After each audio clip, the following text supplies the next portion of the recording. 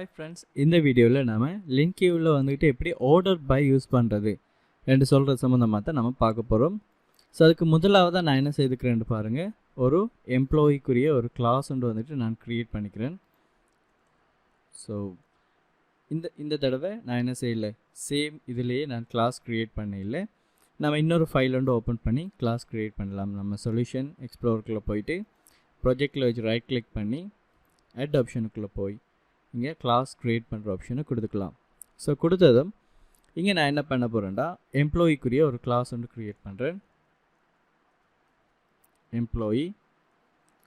So create பண்ணதும் எனக்குரிய class வந்துட்டு க்ரியேட் ஆகிடும். ஓகே, ஸோ நமக்குரிய கிளாஸ் க்ரியேட் ஆகிடுச்சு. நான் இங்கே என்ன பண்ண போகிறேன்டா, எம்ப்ளாயி ஐடி, எம்ப்ளாயி நேம், அதே மாதிரி அவர ஏஜ் வந்துட்டு நான் இங்கே ஸ்டோர் பண்ணிக்கிறேன். ஸோ இங்கே நான் ப்ராப்பர்ட்டிஸ் க்ரியேட் பண்ணிக்கிறேன்னு பாருங்கள். So public integer employee ID, so get and set கொடுத்துக்கிறேன். அதே மாதிரி இங்கே நான் எம்ப்ளாயி நேம் கொடுத்துக்கலாம். Employee name the same time நான் என்ன செய்கிறேன், எம்ப்ளாயியோட ஏஜ் வந்துட்டு கொடுத்துக்கிறேன். ஸோ நான் இங்கே ஏஜ்ண்டே கொடுக்கேன். Okay fine. ஸோ பார்த்தீங்கன்னு சொன்னால் இன்டீஜர், ஸ்ட்ரிங், அதே மாதிரி இன்டீஜர் டேட்டா டைப்பில் எனக்கு தேவையான 3 ப்ராப்பர்ட்டிஸை வந்துட்டு நான் இங்கே க்ரியேட் பண்ணிக்கிட்டேன். ஸோ நான் இப்போ program.cs கிளாஸுக்குள்ளே வந்து என் கோடிங்ஸ் வந்துட்டு எழுத போகிறேன். முதலாவதாக எனக்கு ஒரு லிஸ்ட் ஒன்று தேவை. ஸோ அந்த எம்ப்ளாயியோட லிஸ்ட் வந்துட்டு எனக்கு தேவை. ஸோ நான் இங்கே லிஸ்ட் ஒன்று க்ரியேட் பண்ணிக்கிறேன்னு பாருங்கள். ஸோ லிஸ்ட் என்ன டேட்டா டைப்பில் வேணுமென்னு சொன்னால் எம்ப்ளாயி டேட்டா டைப்பில் வேணும். ஸோ எம்ப்ளாயீஸ் நியூ எம்ப்ளாயீஸ்ன்னு சொல்லி கொடுத்துட்டேன். ஸோ இங்கே உங்களுக்கு நீங்கள் 2-3 விதத்தில் வந்துட்டு நீங்கள் என்ன சேர்த்துக்கலாம், இங்கே நீங்கள் இதுக்குரிய வேல்யூஸ் ஆட் பண்ணிக்கலாம். முதலாவது வந்துட்டு ஸோ எம்ப்ளாயீஸ் டாட் ஆட்ன்னு சொல்லி கொடுத்ததுக்கப்புறம் நீங்கள் new employee open close bracket பண்ணிவிட்டு ஸோ இதுக்கப்புறம் அதுக்குரிய வேல்யூஸை நீங்கள் கொடுத்துக்கலாம். ID equal 1, comma employee name equal employee 1, அதுக்கப்புறம் கமா எம்ப்ளாயிக்குரிய ஏஜ் வந்துட்டு நீங்கள் என்ன செய்துக்கலாம், 25 25 சொல்லி நீங்கள் இங்கே ஈஸியாகவே ஆட் பண்ணிக்கலாம். இது ஒரு வே. அப்படி இல்லைன்னு சொன்னால் இதுக்கு பின்னக்கே ஓப்பன் க்ளோஸ் ப்ராக்கெட் பண்ணிவிட்டு கர்லி ப்ராக்கெட் கொடுத்ததுக்கப்புறம் நியூ எம்ப்ளாயின்னு கொடுத்து அதுக்குரிய வேல்யூஸை நீங்கள் இங்கே ஆட் பண்ணிக்கலாம். இது ரெண்டாவது வே.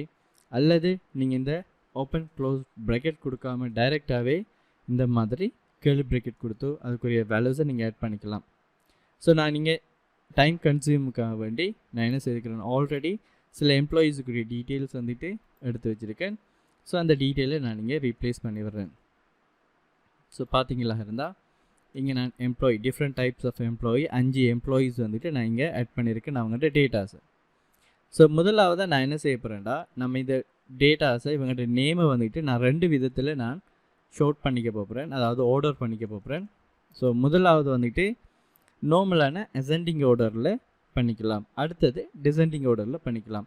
ஸோ ஆக்சுவலாக 2 அவுட்புட்டையும் நம்ம செக் பண்ணி பார்த்துக்கலாம்.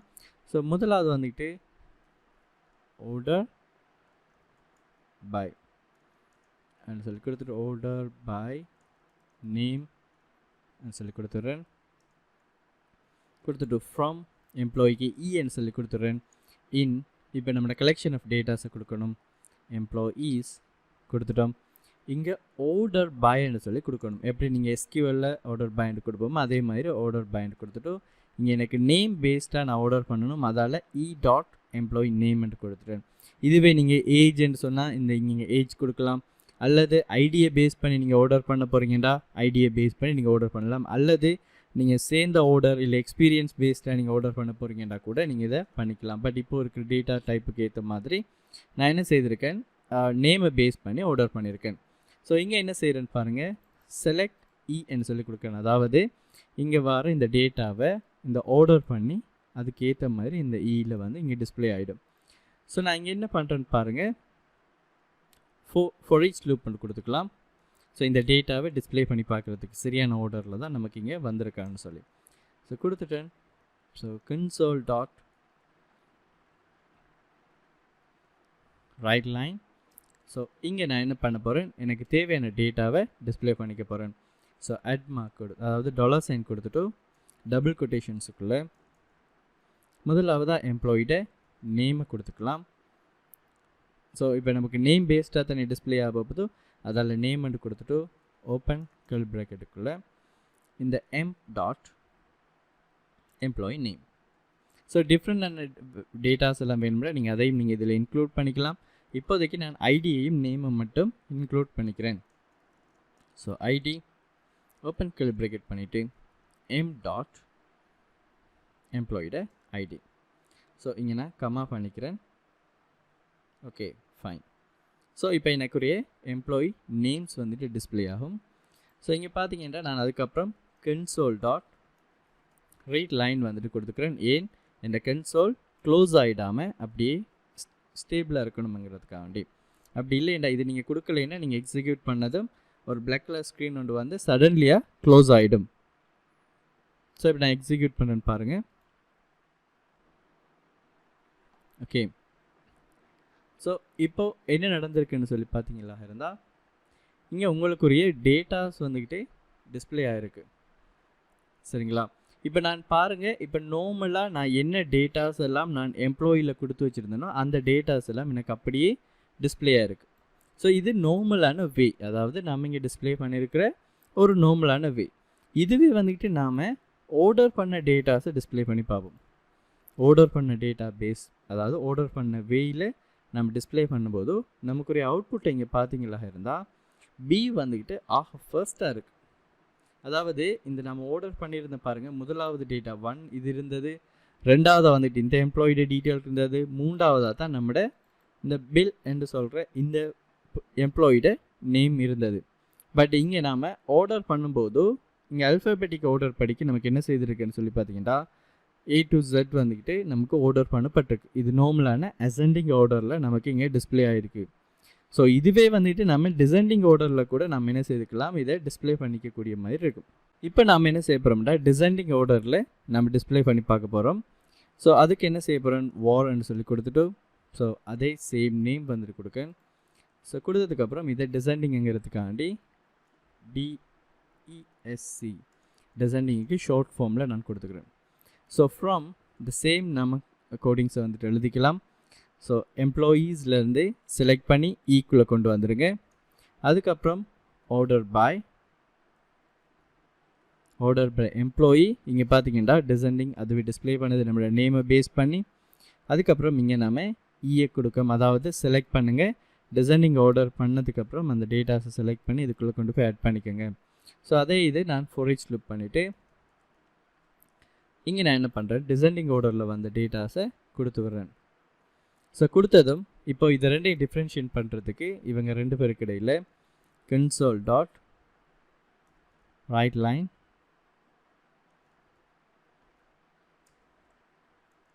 நார்மலாக நான் என்ன செய்கிறேன், இப்போதைக்கு டிஃப்ரென்ஷியேட் பண்ணுறதுக்கு ஒரு லைன் மாதிரியான ஒரு ஸ்டெப்பை கொடுத்துக்கிறேன்.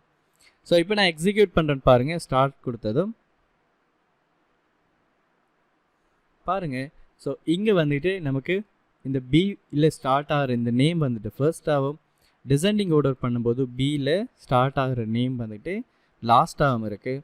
முதலாவது லிஸ்ட்டில் அசெண்டிங் ஆர்டரில் பார்த்தீங்களா இருந்தால் எஸ் வந்துட்டு கடைசியாகவும், டிசெண்டிங் ஆர்டரில் எஸ் வந்துட்டு ஃபர்ஸ்ட்டாகவும் இருக்குது. ஸோ இப்படி தான் வந்துட்டு பார்த்தீங்களா இருந்தால் ஒரு லிஸ்ட்டில் ஒரு லிஸ்ட்டில் டேட்டாஸ் இருக்குமென்னு சொன்னால் அந்த டேட்டாஸை பேஸ் பண்ணி நாம் எப்படி ஆர்டர் பண்ணிக்கலாம்ங்கிறது இந்த வேயில் நம்ம செய்துக்கக்கூடிய மாதிரி இருக்கும் இந்த LINQ யூஸ் பண்ணி.